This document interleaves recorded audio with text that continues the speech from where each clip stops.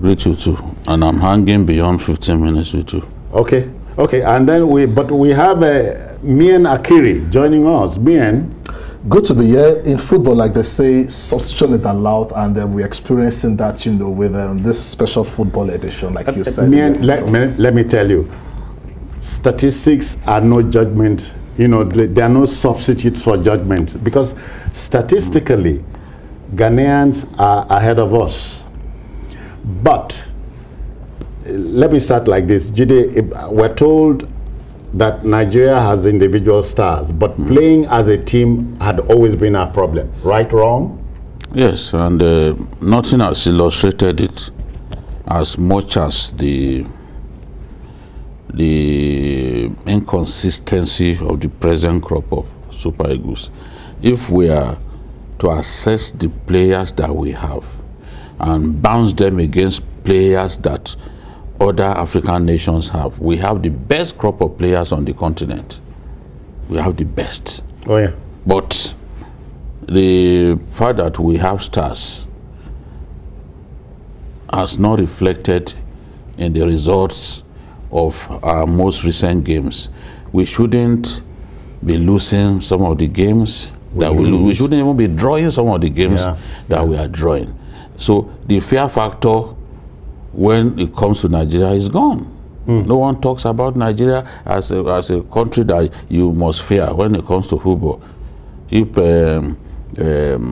Central African Republic will come and play my country, which they should be going back with baskets full of goals. But that was not what happened. They embarrassed us. So we need to do much better.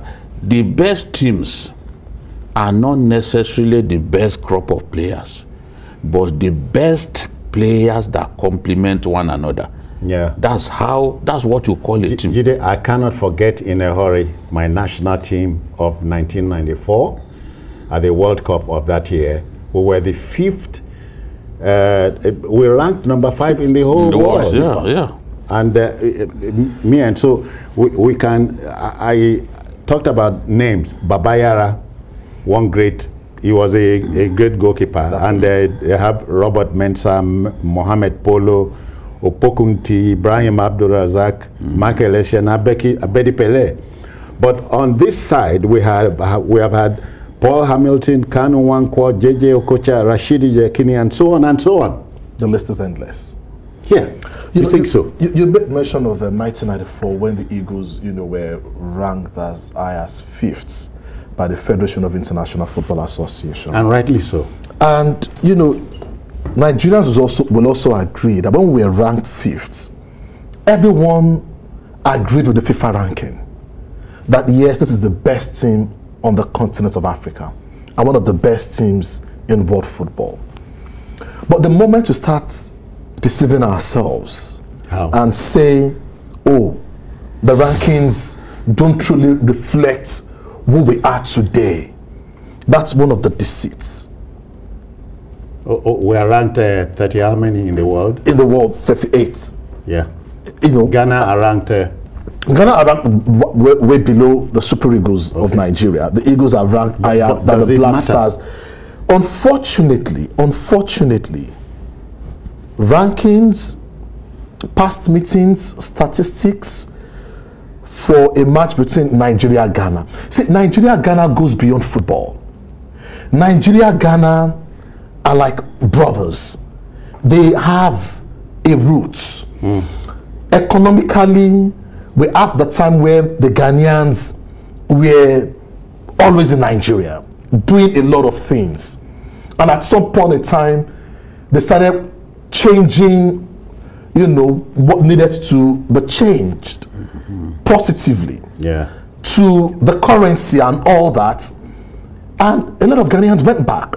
But that's another story entirely. So that shows that there is an historical angle between Nigeria and Ghana. It's not just football. And that's why when it comes to the round leather game, it goes beyond football. There is always this pride in, even if I'm not at my best, I must win. And that's why statistics will not count. That is why probably the Ghanaians in 2017 can come to Nigeria and say they will beat Nigeria. And that's why the Eagles can if say... they don't say that, you won't beat them. You won't beat them. Yeah. But when we take a look at the crop of players today,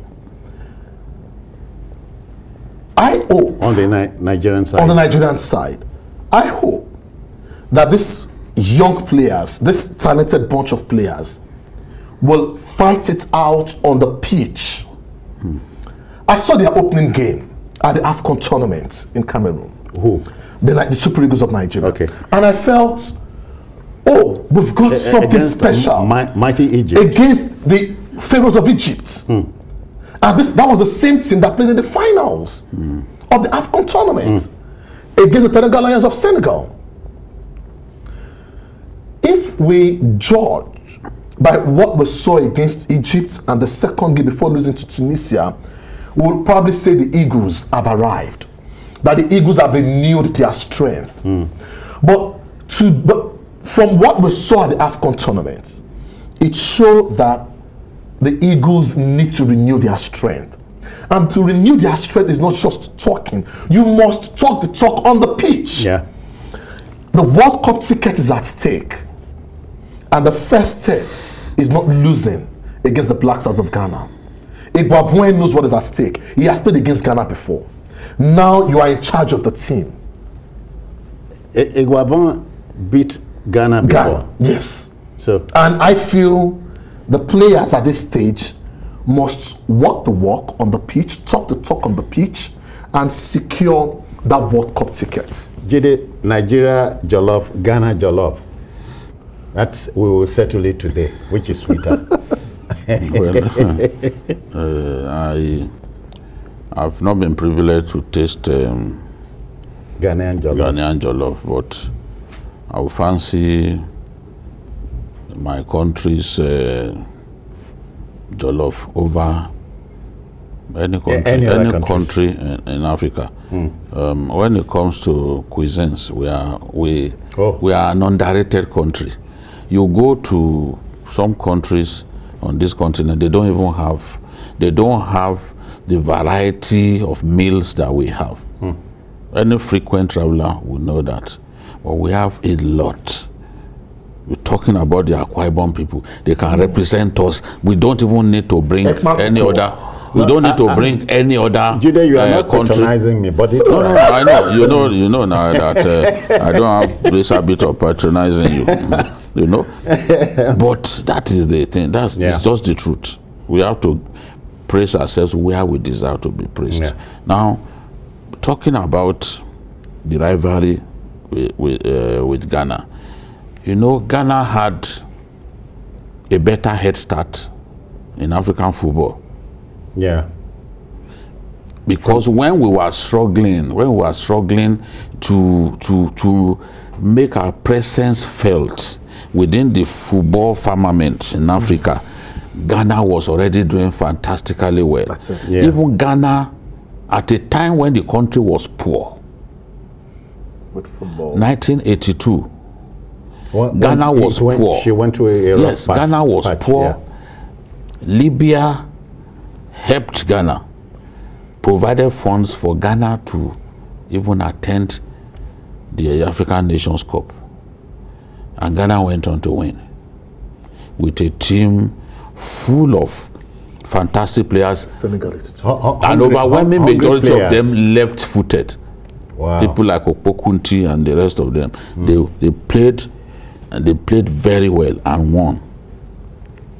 See, we won after the 1980 Nations Cup.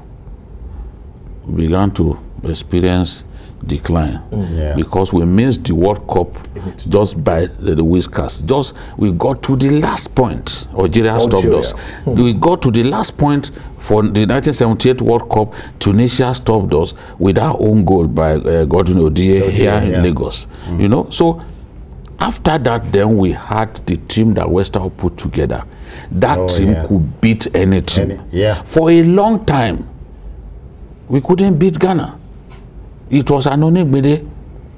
Onigbede played a goalless draw with Ghana in Kaduna. That was the day that Nigerians saw Gisasho Folue for the first time. He was man of the match. Of defense. Yes. And then Chibuzo Hilebu. Okay. Chibuzo Hilebu then dealt with them in the second leg. In Ghana. Yes. We then went to the Nations Cup. The Nations Cup came just a few weeks later. We repeated we repeated that feat. So at a point during the Onigbede years, you could say Nigeria has suddenly become a husband of Ghana. But consistency matters in football. Yeah.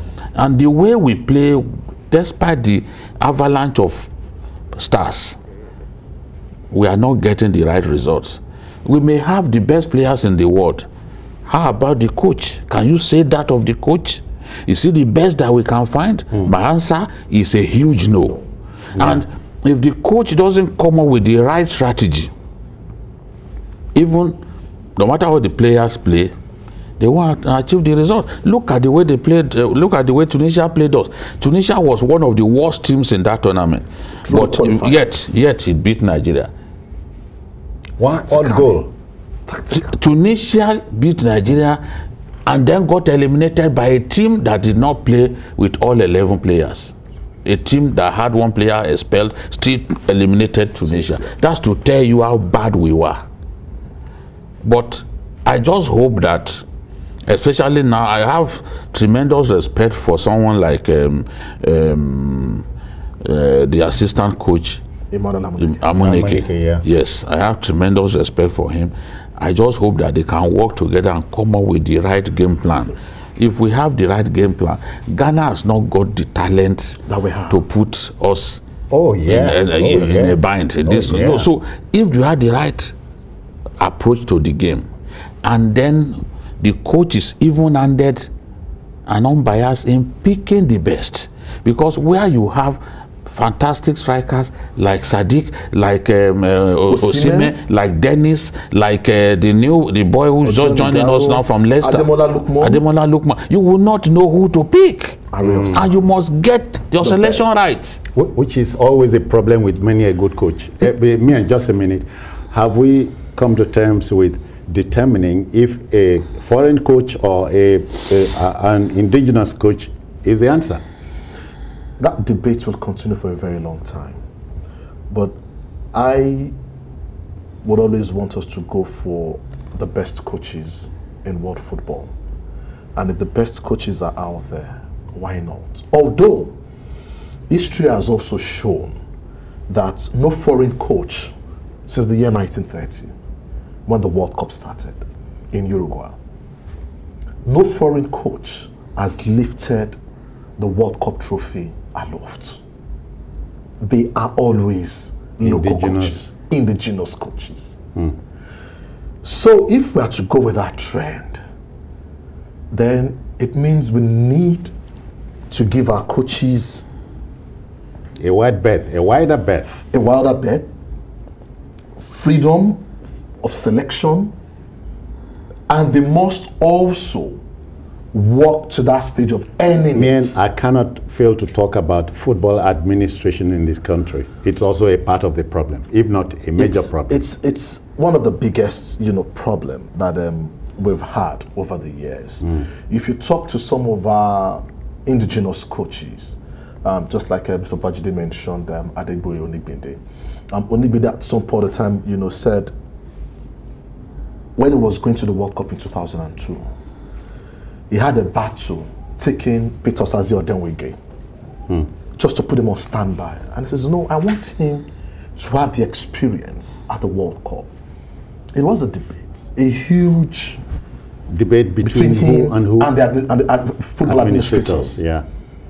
But in 2004, at the Nations Cup, when Chukwu was in charge, Odenwege was one of the best players, if not the best player, donning the green and white jersey. Because he was hungry. Hungry for action. For action. But, Jide just said Ghanaians were hungry. That's why they tell Jide too. I hope they hear that Nigerians are hungry now. Openly. Not beyond, because he made mention of the fact that we have the talent, we've got the experience. Experience doesn't necessarily mean age. Yeah. A Pele won the World Cup at the age of 17. Now, if you have the crop of players, if you have the best players, and you play in Ghana, if the coaches have the right selection and right formation, I feel what may be missing, or what these players should be told, they should have an understanding of the rivalry between Nigeria and Ghana. Yeah. Sit them somewhere. Let them see past clips of what it means to play your rivals, Ghana.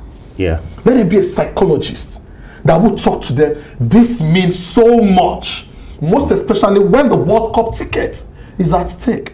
I'm happy that Melvin Amachupini came out and said the World Cup is Nigeria's birthright, but it's beyond talking. I recall at some point in time when Ibrahim Galadima said it's not the birthright of Nigeria to be at the World Cup, it was eased out of office. But then, at this stage, the World Cup is a big target that Nigeria must indeed accomplish between today and next week, Tuesday, at the MKO Abiola Stadium in Abuja. All right, Jide, a little story. Mourinho took over Barcelona, Real Madrid at the time. The rivalry between Real and Barcelona was upping, it was hyped to the high heavens. And Mourinho said, I can win the league even if I lose to Barcelona. And a director got up, slammed the table and said, my friend, beat Barcelona home and away and bring the cup. So that's to tell you, it goes beyond ordinary paper rivalry. No, I know many matches that Manchester United will play against Liverpool, because the biggest rivalry in the English game is the rivalry between Liverpool and Manchester United. In close to 100 years, the two clubs have only changed players once. It's a bitter rivalry, and the two towns are not far apart. You see, so players tell you that when they are in the supermarket, in the mall, trying to buy something, people will walk up to them and say, that much, please, don't lose. That's what happened to you. You are playing in the same town. You are in the same town. People may say all kinds of things about Ole Gunnar Solskjaer. No coach in recent history has beaten Pep Guardiola more than Ole Gunnar Solskjaer. There was a time that he beat him 3 straight games in the Premier League. Because that match, players get motivated, the hunger, because it's a rivalry. It has nothing to do with your current form. There was a time that Liverpool were doing badly in the league, but they still played against Man U and defeated Man U 2-0. Because if you cannot be motivated to give your best in a match against your rival, no other match will stimulate you to give your best. And these players should know that, look, at the World Cup, they have an opportunity to sell themselves. We've seen players go to the World Cup, sign new deals with new clubs. So opportunities abound when you get to the World Cup and display your talent on that big stage. And that's why they must beat Ghana.